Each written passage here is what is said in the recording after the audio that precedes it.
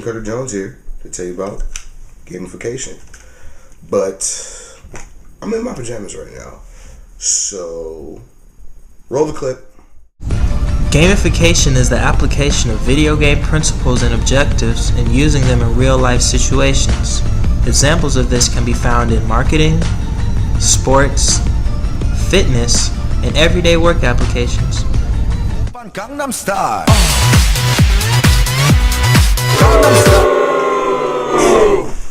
None of you saw that.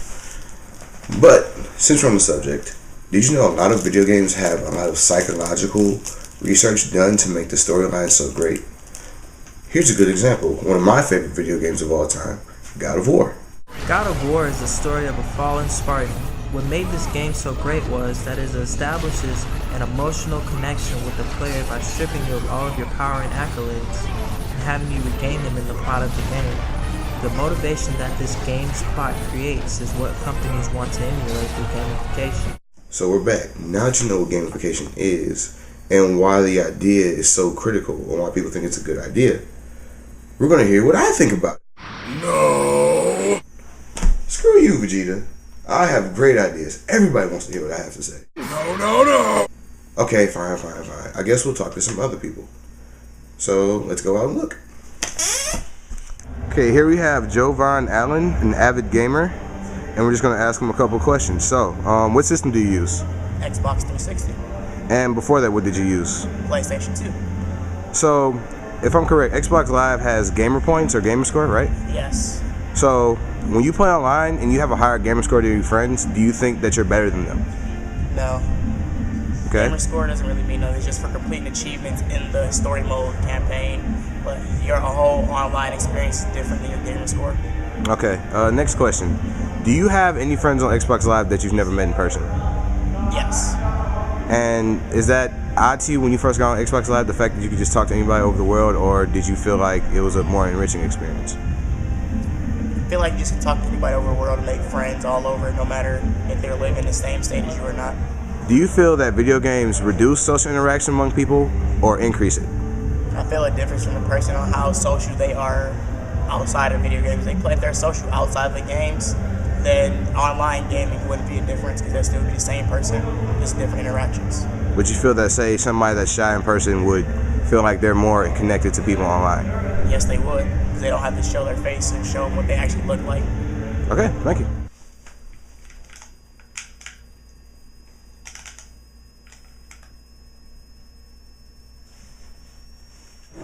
Hello, we're here with Pamela St. John, head coach of the University of Michigan cheerleading team.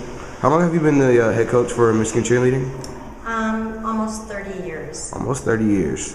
So my first question is, with the advancement in social media, have you noticed that the teams have been closer or more separated, like with the addition of Facebook and Twitter and things like that? I don't know that I think they're closer. Certainly they're more connected, so everybody knows what's going on in everybody else's life a little bit more, because people tend to, I think, overshare, but I don't think that really impacts the quality of people's relationships. Okay. And also, I understand there's a point system that you have with the team. How long have you been doing that? A point system? Yeah, so athletes get points for attending practice, attending games, volunteer events. Yes. I've been doing that for about 10, 15 years. I think it's a good way to build accountability into what we do. Okay. So have you found that, say, the teams before the point system did less and the teams after the point system did more? And do you feel that the point system, the more points an athlete has, is an accurate interpretation of if they're more committed to the team? No, because some people are very committed, but maybe a class keeps them out of practice occasionally. Is Jackie making dinner? No, the point system really, I think, is just an accountability issue, so that it's like getting paid. You go to a job. You're welcome. You go to a job and you get paid. You show up and you get points. It doesn't necessarily mean you're care more or anything like that, but it definitely does reward you just for showing up. Yeah. Okay, thank you very much. So we're back. We've talked to some people who play video games and somebody who's seen technology and people's interaction with technology change throughout 30 years. But they're not experts. Experts actually think that there's actually two outcomes to gamification. One which is really good, one which is really bad. So, because I'm very pessimistic, we're going to start with the bad one. Roll clip.